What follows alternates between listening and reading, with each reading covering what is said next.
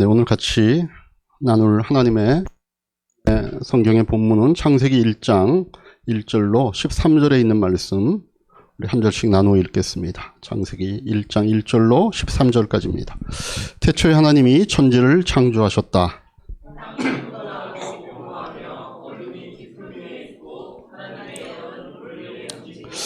하나님이 말씀하시기를 빛이 생겨라 하시니 빛이 생겼다.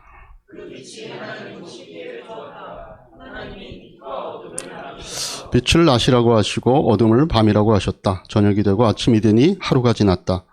하나님이 말씀하시기를 물 가운데 창공이 생겨 물과 물 사이가 갈라져라 하셨다. 하나님이 이처럼 창공을 만드시고서 물을 창공 아래에 있는 물과 창공 위에 있는 물로 나누시니 그대로 되었다.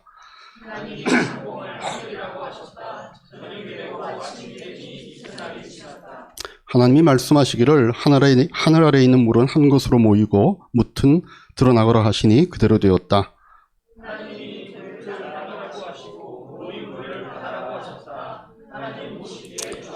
하나님이 말씀하시기를 땅은 푸른 우물 돋아나게 하여라. 씨를 맺는 식물과 씨 있는 열매를 맺는 나무가 그 종류대로 땅 위에서 돋아나게 하여라 하시니 그대로 되었다. 땅은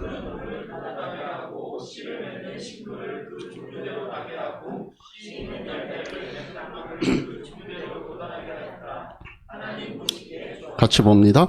저녁이 되고 아침이 되니 사흘날이 지났다. 이 말씀 나누기 전에 다시 한번 하늘복으로 서로에게 축복하십시다. 하늘복 많이 받으십시오. 인사합시다. 네. 네, 많이 받으십시오. 예. 설교를 끝나고 나면 늘 뒤에 제가 말씀을 드리는 거지만 설교를 들으면서 이 설교를 통하여 하나님이 나에게 뭐라고 말씀하시는지, 또 내가 뭘 깨닫기를 원하는지, 또 어떤 결단을 하기를 원하는지 반응해야 된다, 이렇게 말씀드리지 않습니까? 그래서 여러분들이 설교를 듣기 전부터 오늘 설교를 통해서 내가 말씀 중에 내가 회개할 것이 뭐가 있지, 내가 감사할 게 뭐가 있지, 또 결단할 게 뭐가 있지, 그런 어떤 생각의 틀을 갖고 설교를 들으셔야 그 다음에 설교가 끝난 다음에 하나님 앞에 그런 식으로 자기가 반응을 할 수 있습니다. 그래서 제가 몇 주간에 걸쳐 앞서서 이런 얘기들을 좀 드리고 여러분들에게 설교를 할 테니까 오늘도 설교를 들으면서 그냥 뭐 이렇게 듣지 말고 이렇게 좀 그런 생각을 프레임을 갖고 들으시면 설교가 여러분들에게 조금 더 의미가 전달이 잘 될 걸로 이렇게 생각을 합니다. 자, 오늘 본문 우리 천지창조의 3일간에 대한 본문을 우리가 같이 봤습니다. 3일 동안 하나님이 창조하신 것이 뭐라 그러죠? 첫날에는 빛을 창조하셨다, 이렇게 되어 있죠. 둘째 날에는 창공을 만드셨다. 그래서 하늘의 물과 땅의 물 사이에 창공이 있도록 하셨다, 이렇게 얘기하죠. 셋째 날은 바다와 육지를 만드시고 육지 위에 식물들을 만드시는 걸로 우리 성경이 기록합니다. 이 첫째 날부터 셋째 날까지는 공통점이 뭔가 하면은 앞으로 존재할 그 만물이 있어야 될 공간을 만드시는 겁니다. 첫째 날, 둘째 날, 셋째 날. 그리고 나머지 3일은 이제 여기 도표에 보듯이 그 만들어진 각각의 공간을 채울 존재해야 되던 것들을 이제 만드시기 시작하죠. 이거 유치부 애들이 보는 도표입니다.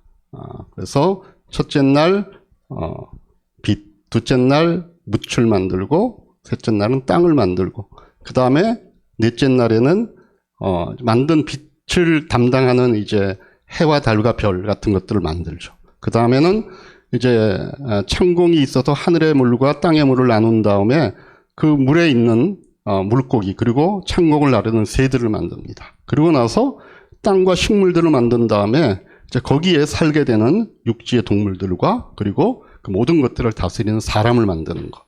그래서 셋째 날까지는 공간을 만들어내시고 나머지 3일은 그 공간에 존재할 것들을 만들었다 하는 것들 여러분들이 주일학교 때 다 배운 겁니다. 주일학교 때 다 배운 거. 자, 뭐 주일학교 안 다녔어요. 뭐 그러면 어쩔 수 없지만 그래서 다시 한번 여러분들이 리마인딩을 시켜드립니다. 자, 그러면 오늘 제가 하려고 하는 것은 첫째 날 뭐 만들었죠? 다섯째 날 뭐 만들었죠? 그거 시험 보려고 그러는 게 아닙니다. 그건 뭐 찾아보면 언제나 우리가 찾아볼 수 있는 거니까. 중요한 건 이 창조 기사에서 제일 중요한 게 뭘까라고 하는 겁니다. 창조의 순서일까요? 첫째 날 뭐 만들었고 둘째 날 뭐 만들었고 그거 하나님이 알려주시려고 창세기의 창조 기사가 나온 걸까요?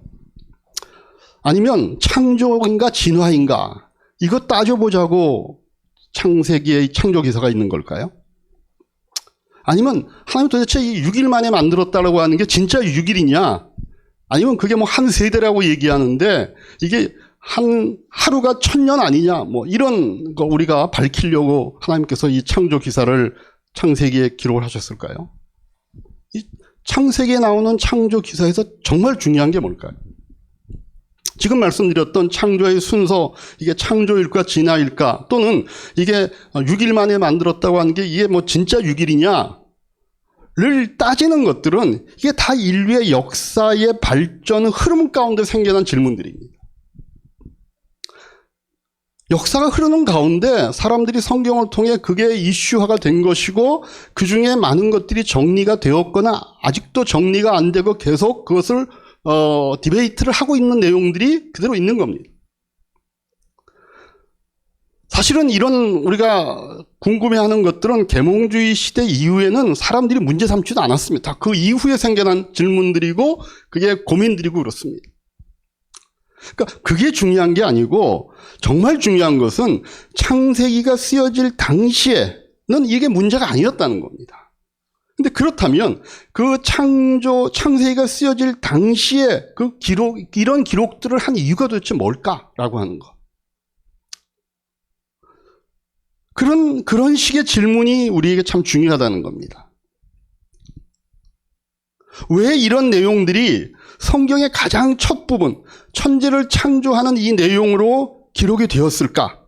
도대체 성경은 왜 그런 식의 내용들을 우리에게 기록함으로써 그 당시의 사람들과 그리고 오늘날 우리 성도들 그리고 모든 세상 사람들에게 얘기해 주고자 하는 그 핵심이 뭘까를 물어보는 게 더 중요하다는 거죠.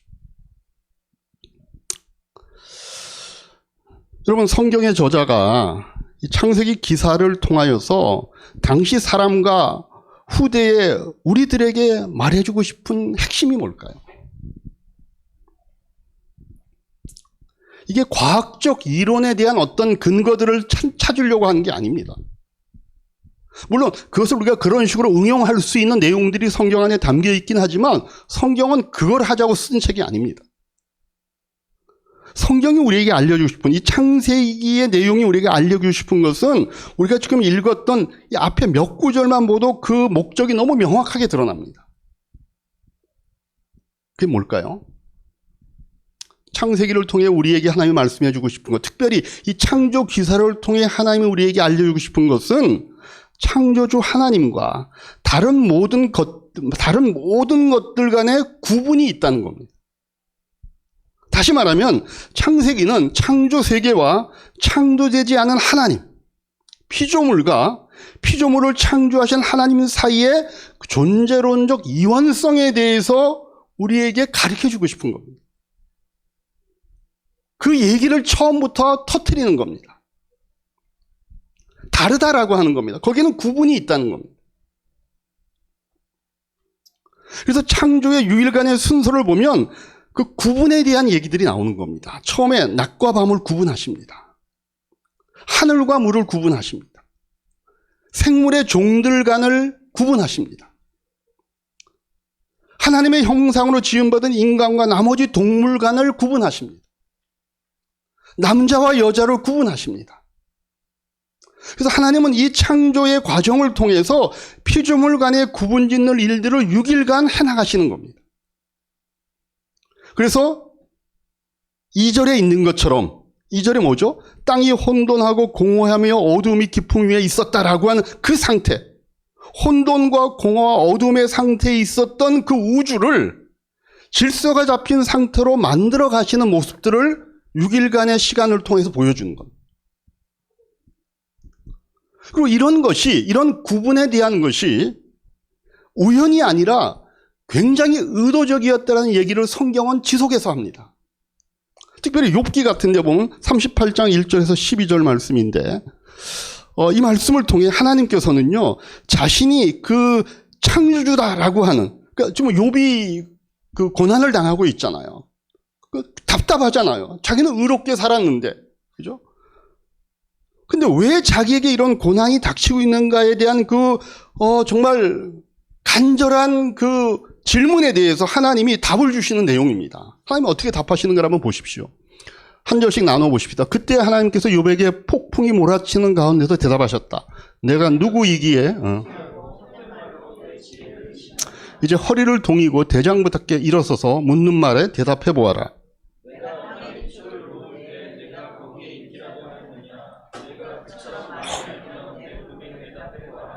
누가 이 땅을 설계하였는지 너는 아니냐? 누가 그 위에 측량돌을 띄웠는지 너는 아니냐?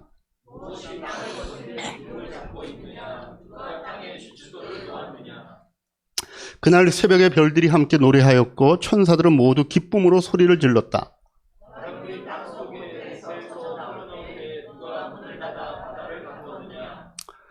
구름으로 바다를 덮고 흑암으로 바다를 감싼 것은 바로 나다.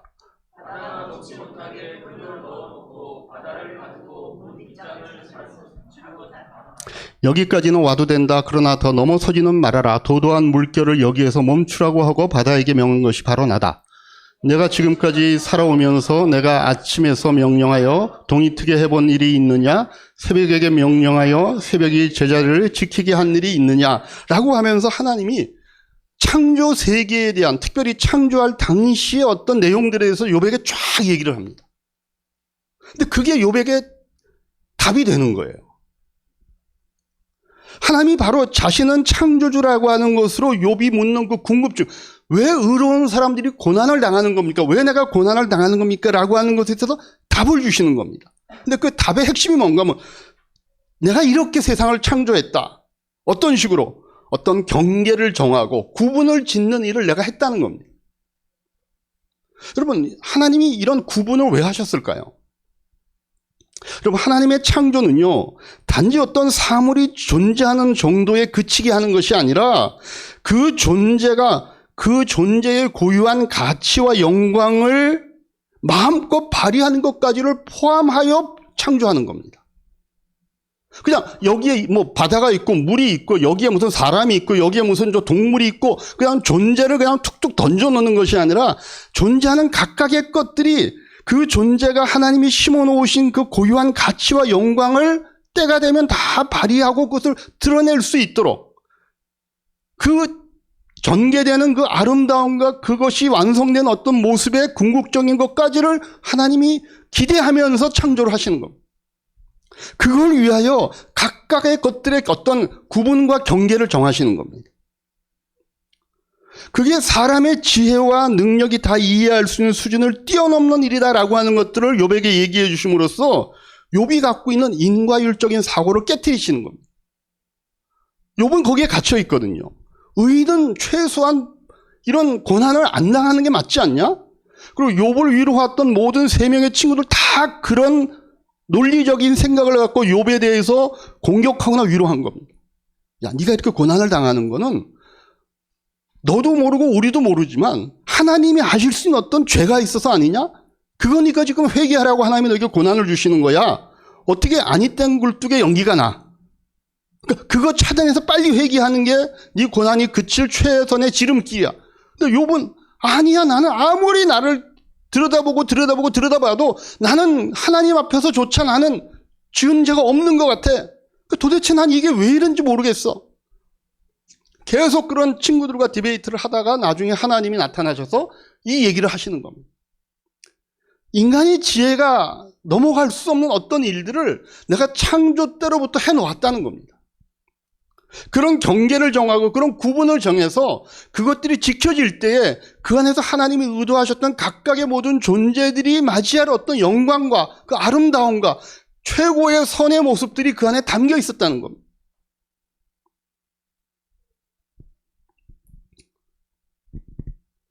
그래서 그런 구분에 대한 얘기들을 창세기에서 하고 있는 겁니다. 그러나 이런 모든 6일간의 창조에 있어서 구분의 절정은 어디 가는가 하면은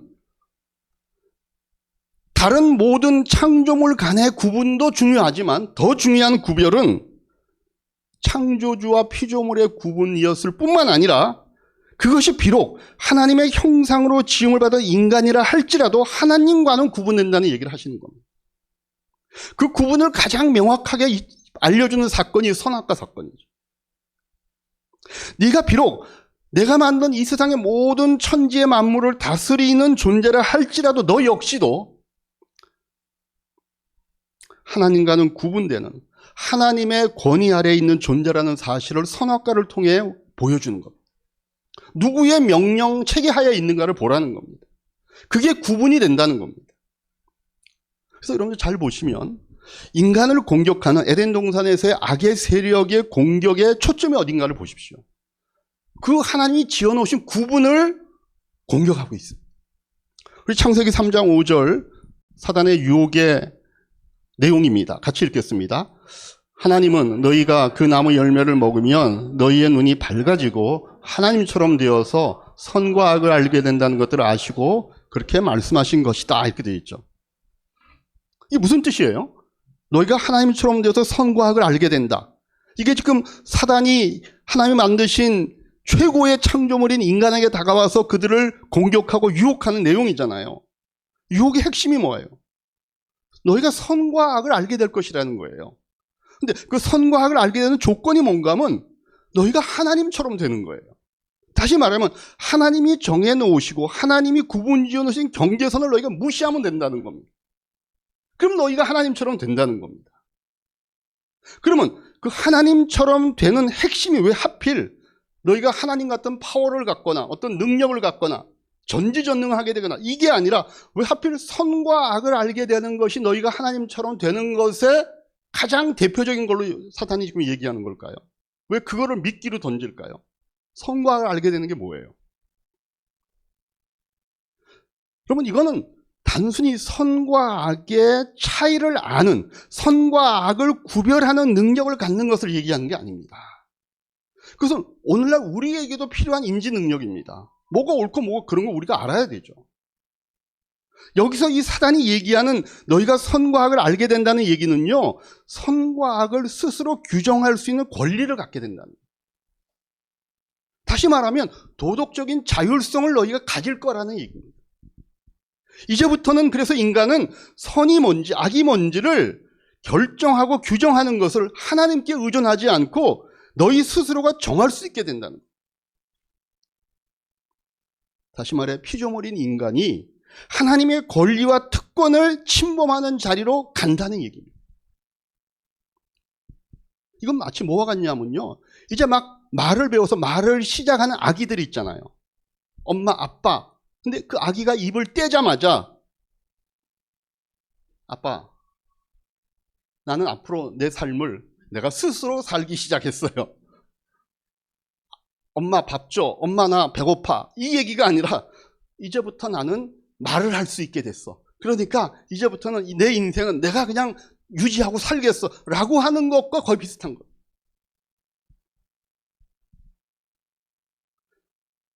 지금 인간에게 사단이 유혹하는 내용은 너희가 그 모습으로 가야 된다는 겁니다. 하나님이 정하신 그 경계선을 넘어서 너희가 하나님처럼 되는 거라는 겁니다. 그래서 어떻게 됐어요?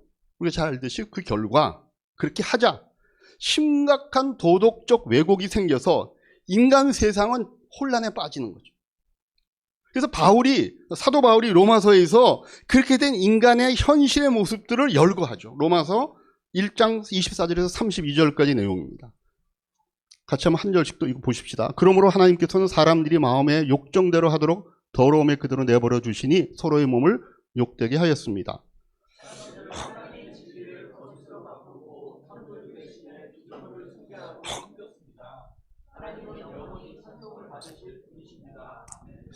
이런 까닭에 하나님께서는 사람들을 부끄러운 정욕에 내버려 두셨습니다. 여자들은 남자와의 바른 관계를 바르지 못한 관계로 바꾸고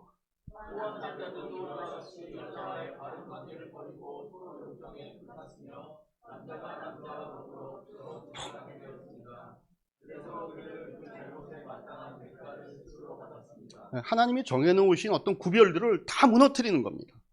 사람들이 하나님의 인정하기를 싫어하므로 하나님께서는 사람들을 타락한 마음 자리에 내버려 두셔서 해서는 안 될 일을 하도록 놓아주셨습니다.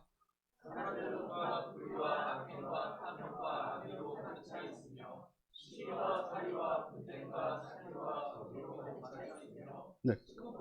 그런 구분을 무시하고 넘어가자 어떤 일 속에 인간이 처해 있는가를 열거하는 거죠. 중상하는 자요, 하나님을 미워하는 자요, 불순한 자요, 오만한 자요, 자랑하는 자요, 악을 꾸미는 모략꾼이요, 부모를 거역하는 자요.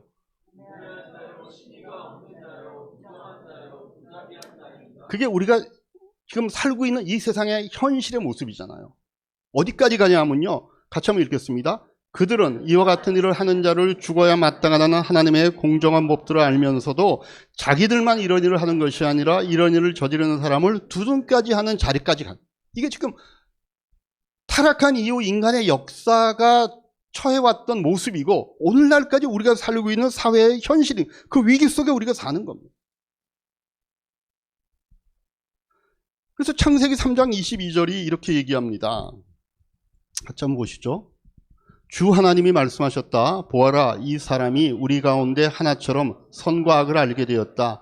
이제 그가 손을 내밀어서 생명나무의 열매까지 따먹어서 끝없이 살게 해서는 안 된다. 이렇게 얘기하죠. 그러니까 그 선악과를 따먹으로 인해서 어떤 결과가 줘요? 인간이 마치 신이 된 건 아니에요. 신이 되진 않았지만 마치 자신들이 신이 된 것처럼 행동하기로 하는 겁니다. 이제 앞으로 인간들의 삶이 그렇게 사라지는 겁니다. 마치 자신들이 신이냐. 다시 말해 무엇을 선으로 무엇을 악으로 간주할 것인지를 스스로 규정하고 결정하게 되었다. 인간의 삶의 역사의 흔적들입니다. 이 구분은 하나님의 고유 권한이었죠. 그죠? 무엇이 선인지 무엇이 악인지를 규정해 주는 것. 그게 하나님의 권한이었고 하나님의 권위였습니다. 근데 하나님은 갖고 계신 이 권한과 이 권세로 우리를 억압하는 데 쓰시지 않았고 그 권위의 울타리로 우리를 보호하시려고 그걸 한 겁니다. 근데 인간들은 마음 가운데 뭐가 있냐면은 그런 권위와 권세에 대한 부정적인 경험들만 있는 거예요. 뭔가 권세와 권위를 갖고 있으면 그걸로 우리를 억누르고 우리를 억압하고 우리에게 손해를 끼치고 권세와 권위를 갖고 있는 존재들만 뭔가 높아지고 하는 경험이 인간의 역사 속에서 자꾸 경험되니까 우리는 그런 경험을 기반으로 해서 오히려 그걸 역으로 거꾸로 올라가서 하나님이 그런 구분과 권세와 권위를 갖고 있다는 것 자체를 반대하기 시작하는 거예요. 그래서 인간은 그런 권위와 권세에 의존하지 않고 스스로 내가 뭔가 선인지 악인지를 구분하기를 원하는 삶을 살아가고 있는 게 인간의 역사입니다. 그래서 이런 이후에 이런 것들의 신뢰가 뭔지가 금방 성경 기록에 나옵니다. 그게 바로 가인의 후예들의 삶의 모습이죠. 그 가인의 자손 가운데 라멕이라고 하는 사람이 하는 말이 창세기 4장 23절에 24절에 나옵니다. 같이 한번 읽겠습니다. 라멕이 자기 아내들에게 말하였다. 아다와 실라는 내 말을 들어라. 라멕의 아내들은 내가 말할 때에 귀를 기울여라. 나에게 상처를 입힌 남자를 내가 죽였다. 나를 상해간 젊은 남자를 내가 죽였다. 가인을 해친 벌이 7갑절이라면 라멕을 해치는 벌은 77갑절이다. 이게 무슨 얘기인가 하면은 자기가 법이 되는 겁니다. 자기 기분, 자기에게 조금 뭔가 기분을 상하게 한 존재들은 자기가 갖고 있는 힘을 사용해서 그냥 죽이는 겁니다. 그리고 그게 너무나 떳떳하고 자랑스러워가지고 자기 주변에 있는 사람들에게 그걸 찬양해달라고 얘기하는 겁니다. 내가 잘했지? 이건 당연한 거 아니야? 자신이 법이 되고 있는 거죠. 자신이 법이 되고. 여러분, 창세기 기자가 말하는 핵심이 바로 여기에 있는 겁니다. 인간이 하나님처럼 행동하기 시작했다는 거죠. 그리고 이것이 하나님이 택하신 이스라엘 백성이라 할지라도 그 민족의 역사 내내 문제가 되는 일들로 구체화됩니다. 어떻게 구체화되냐면요, 모든 형태의 우상의 뿌리가 여기서부터 시작이 되는 거예요. 이스라엘 역사의 처음부터 끝까지 계속해서 그 역사를 들었다 놨다, 그 역사의 흥망성쇠를 좌우했던 건 뭔가 하면요, 이스라엘 백성이 누구를 섬기냐 하는 거였거든요. 근데 이스라엘 백성이 하나님만 섬기지 않았습니다. 늘 그 주변에는 그들이 가는 곳마다 애굽의 신, 가나안에 가면 가나안의 신, 바벨론에 가면 바벨론의 신을, 그 우상들을 섬기는 것들을 못 놓는 겁니다. 그럼 우상이라는 게 뭐죠? 우리 자신의 능력을 신격화해서 그렇게 함으로 우리 자신과 우리의 선택, 그리고 그 선택이 내포하고 있는 모든 것들을 신으로 섬기려고 하는 게 우상 아닙니까? 그 결과 인간이 신이 되는 겁니다. 그리고 인간이 고안한, 인간이 권위를 부여한 어떤 자연물과 어떤 사상과 이데올로기도 신이 되는 겁니다. 이거는요, 인간이 멸망하는 길로 갈 수밖에 없는 거죠. 소경이 됐는데 소경이 길을 안내하는 안내자가 되겠다는 겁니다. 하나님께서 이런 타락한 상태에서 인간이 불멸하고 영생을 누릴 수 있는 그 끔찍한 가능성을 차단하시려고 생명나무로 가는 길을 막으셨다, 이렇게 창세기가 얘기하죠. 창세기 3장 24절 아까 읽었던 내용이죠. 같이 읽겠습니다. 그를 쫓아내신 다음에 에덴 동산의 동쪽에 그룹들을 세우시고 빙빙 도는 불칼을 두셔서 생명나무에 이르는 길을 지키게 하셨다. 생명나무 열매 못 따먹게 하려고 하는 게 아니라, 열매 또 따먹으면 어때, 그거 좀 봐주시기 게 아니라, 그런 망가진 상태로 인간이 영원히 사는 게 인간에게 저주인 겁니다. 하나님께서 그걸 막으시죠. 왜? 하나님은 인류가 구속받고 깨끗해져서 영생을 누리게 된 더 좋은 방법을 인간이 타락하자마자부터 계획하고 계셨기 때문입니다. 다시 말해서 예수 그리스도를 통한 인간의 새로운 삶의 전환, 이걸 하나님이 계획하고 계시니까 이런 망가진 상태로 영원히 사는 것은 하나님께서 허락하지 않는 겁니다.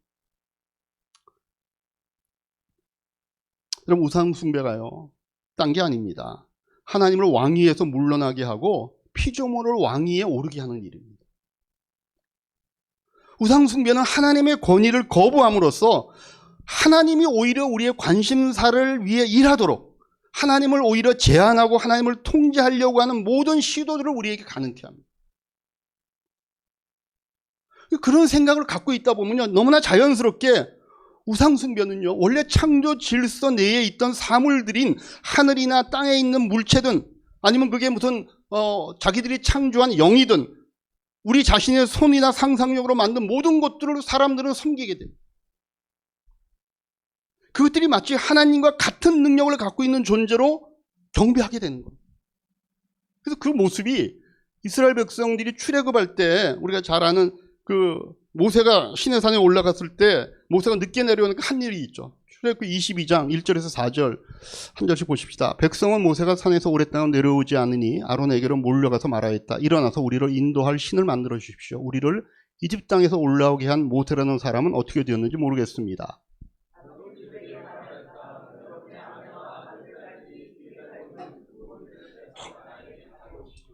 모든 백성이 저희기에 단 금고리들을 빼서 아론에게 가져왔다.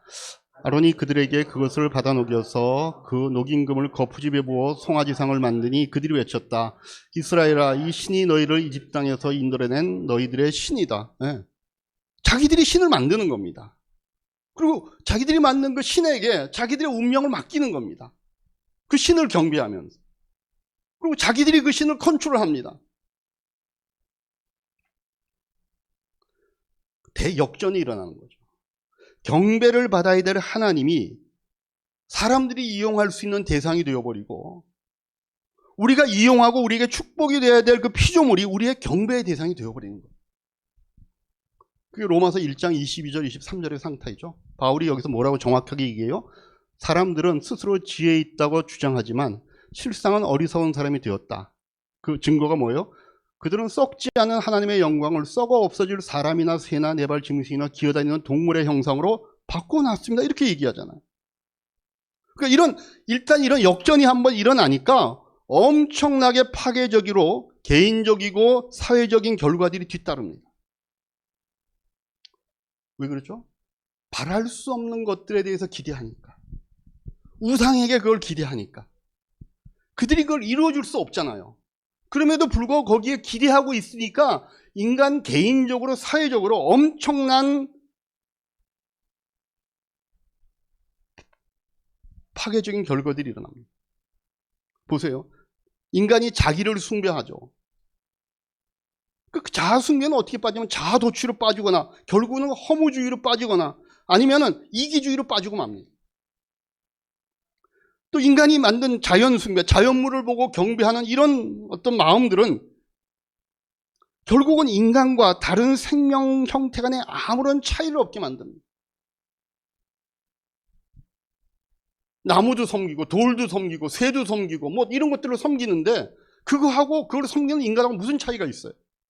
그래서 너무나 자연스럽게 이게 진화론으로 발전이 되는 겁니다. 그리고 그게 요즘 말하면 동성애 같은 것들에 대해서 아무런 꺼리낌이 없는 겁니다. 왜? 모든 게 하나니까. 다 하나니까.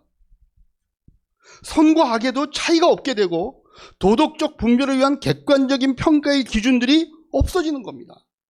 그래서 성경이 이걸 뭐라고 얘기해요? 사사기에서 정확하게 얘기하죠. 각자가 왕노릇하게 되는 겁니다.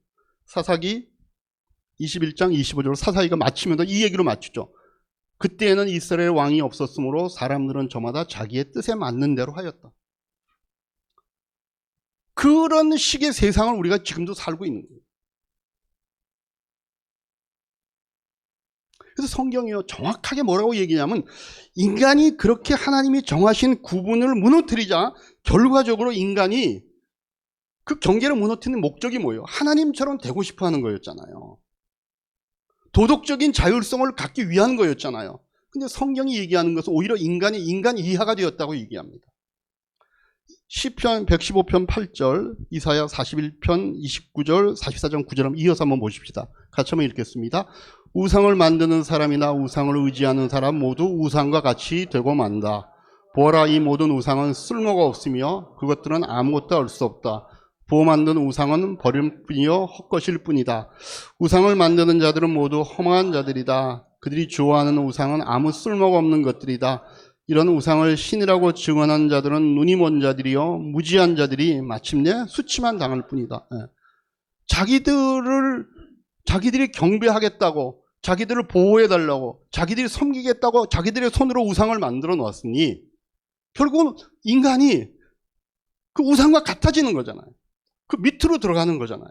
그러니까 인간이 하나님처럼 되려다가 오히려 자기들이 만든 그런 우상을 섬기는 존재, 그러니까 인간이 원래 갖고 있었던 그 지위보다 너무나 말도 안 되는 지위로 내려가게 된 겁니다.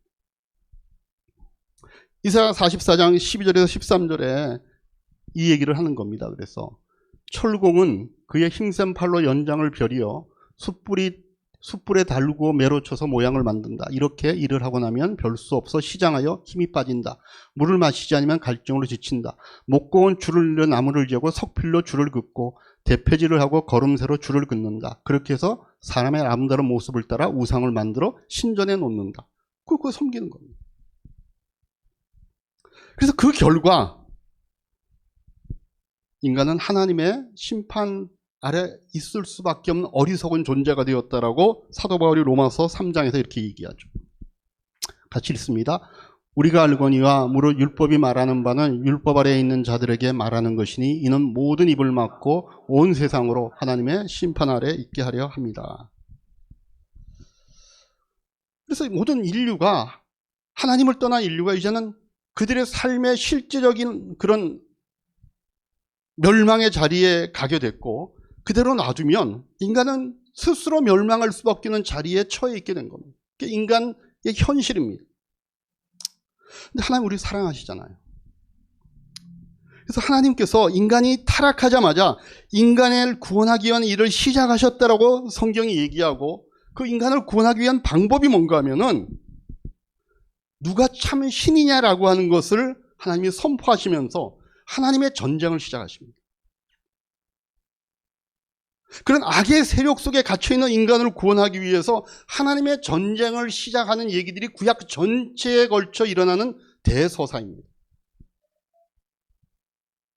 성경 역사가 뭐예요? 이스라엘이라고 하는 그 민족을 통해서 누가 참 신인가를 증명하는 하나님의 전쟁과 우상과 하나님 사이에서 끝없이 갈등하는 인간의 어리석음들을 기록하는 얘기들입니다.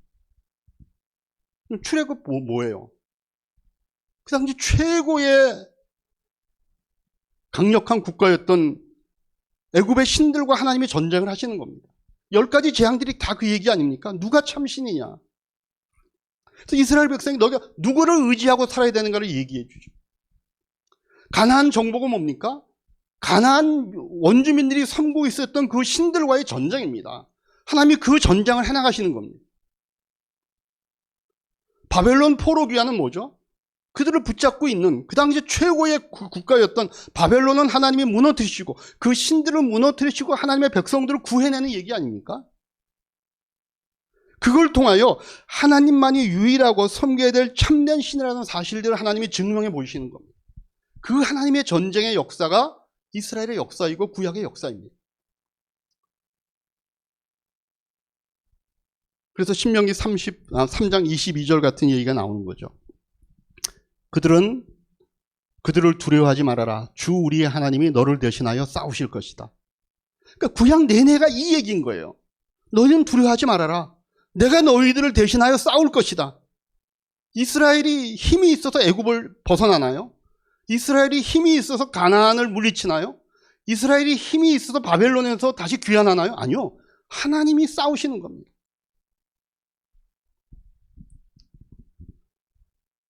그렇지만 그 얘기를 못 알아먹는 이스라엘을 향해서 하나님이 끊임없이 뭐라고 얘기하시는지 이사야 선지자가 이렇게 얘기합니다. 31장 44장에서 하나님이 이스라엘 백성에게 주구장창하는 얘기입니다. 같이 한번 읽겠습니다. 이스라엘 자손아 너희가 그토록 거여가던 그분에게로 돌이켜라. 내가 너희 죄를 짙은 구름을 거두듯 없애버렸으니 너희 죄를 안개처럼 사라지게 하겠으니 나에게로 돌아오너라. 내가 너를 구원하였다. 하나님이 이 얘기를 이스라엘 백성들이 위기에 당하고 어려움을 당할 때마다 너희들이 그런 어려움을 당하는 이유는 너희들의 힘이 없거나 너희들이 무슨 잘못을 해서가 아니라 너희들이 단 하나 하나님을 섬기지 않고 너희들이 애굽신 섬기고 가나안신 섬기고 바벨론신 섬기는 것 때문이니까 너희가 하나님께로 돌아와야지 이 문제가 해결된다고 얘기하는 겁니다. 왜? 그게 처음부터 하나님이 창조 때부터 정해놓으신 경계였고 구분이었기 때문에 그 안에 인간의 행복이 있기 때문에 그렇습니다. 그래서 여러분 성경이 말하는 구원은요 그냥 우리가 예수 믿고 천국 가는 그 정도에 그치는 것이 아니라 하나님이 만드신 이 피조물 전체가 원래의 의도대로 회복되는 겁니다. 하나님이 원래 정해놓으신 그 구분의 위치로 다시 가는 겁니다. 그래서 이 구원받은 인류의 지배를 받으며 창조주 하나님께 영광과 찬송을 돌리는 피조물로 회복되는 것이 하나님의 구원의 궁극적인 목표죠. 그래서 로마서 8장 21절 22절에서 바울이 이 얘기하는 겁니다. 같이 한번 읽습니다. 그것은 그 피조물도 썩어짐의 종살이에서 해방되어서 하나님의 자녀가 누릴 영광된 자유를 얻으라는 것입니다. 모든 피조물이 이제까지 함께 신음하며 함께 해산의 고통을 겪고 있다는 것을 우리는 압니다. 그러니까 우리 인간의 구원만이 아니라 결국 하나님이 의도하시는 구원은 이 모든 피조 세상이 원래 하나님의 목적에 맞도록 제자리로 돌아가는 것. 그 중심에 우리 인간의 구원이 있는 거죠.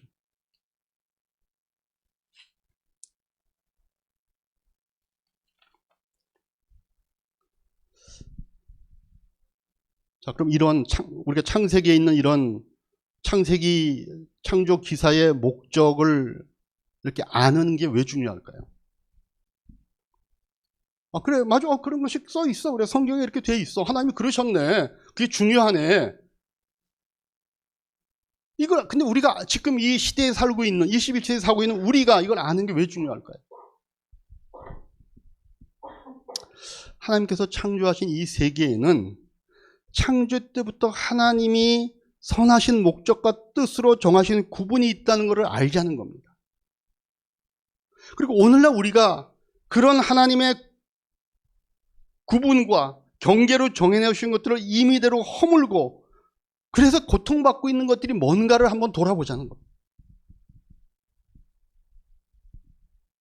우리가 유지하고 싶은 그 관계 속에 우리가 소원하는 것 안에 하나님의 정하심보다 내 욕심과 내가 기준이 돼서 내가 왕노릇하고 있는 것은 없는지 돌아보자는 겁니다. 그리고 그것을 내려놓을 수 있으면 내려놓자는 겁니다.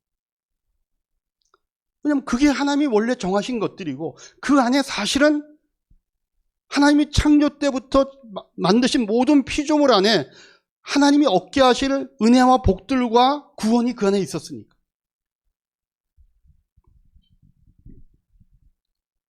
왜 우리가 이런 사실들을 알아야 된다고요? 그냥 나의 구원의 완성이 내가 죽어서 천국 가는 것으로 이렇게 제한된 차원이 아니라 하나님이 만드신 원래의 모습으로 이 창조 세계가 회복돼야 된다는 넓은 시각으로 세상을 볼 수 있어야 되기 때문에. 그래서 내 주변에 하나님이 정하신 그 뜻과 그 구분을 따라 원래 위치로 돌려놓아야 될 것들이 뭐가 있는지를 우리가 한번 찾아보자는 겁니다. 내 안에만 있는 것인지, 내 가정 안에 그런 것들이 있는 것인지, 내가 담당하고 있는 어떤 내 관계 속에 있는 것들이, 그걸 돌아보고 그것을 원래 위치로 돌아놓기 위해서 우리가 애쓰는 하나님의 자녀로서의 삶을 회복해 가야 된다는 거예요. 그래야 성경에 창조 때부터 하나님이 만들어 놓고 선포해 놓은 이 얘기들이 우리에게 의미가 있는 거 아닙니까? 그래서 내가 먼저 하나님과 하나님의 형상으로 창조된 인간의 원래의 모습을 회복해서 이제는 내 주변에 있는 것들을, 내 주변에 있는 상황들을 그런 하나님의 뜻과 목적대로 바뀌어 갈 수 있도록, 회복돼 갈 수 있도록 내가 기도하고, 내가 노력하고, 공동체 안에서 그 일을 위하여 같이 생각하고 그런 것들을 해나갈 수 있는 분위기를 만들어내는 것. 이게 오늘 우리가 이 창조기서를 통하여 우리가 붙잡아야 되는 내용들이죠. 제가 오늘 설교의 제목이 뭐였죠? 첫 단추잖아요. 그게 첫 단추인 거예요. 그게 잘못되면, 그 첫 단추를 잘못 꿰면 우리는 흔들리는 그냥 배 위에서 기준을 잡는 겁니다. 그냥 뭐든지 다 자기가 기준이 되니까. 다시 한번 오늘 이 말씀을 통해서 여러분들이 하나님이 창조 때부터 이렇게 의도하셨구나. 내 삶 가운데 올바른 기준이 무엇이고 그 기준을 회복하기 위해서 우리가 뭘 해야 되는지, 또 우리가 어떤 일들을 우리 안에서, 교회 안에서 만들어가고 우리 주변과 내가 있는 일터에서 만들어가야 되는지 묻고 성령님의 인도하심을 받을 수 있는 우리 이하교회 성도님들 되시기를 주님의 이름으로 축복합니다. 기도하겠습니다. 드신 말씀 생각하면서 아까 처음에 말씀드린 것처럼 내가 뭘 감사할지, 뭘 회개할지, 뭘 하나님 앞에 약속하고 실천할지 물어보시고 1분 정도 여러분들 주보에 노트하시기 바랍니다.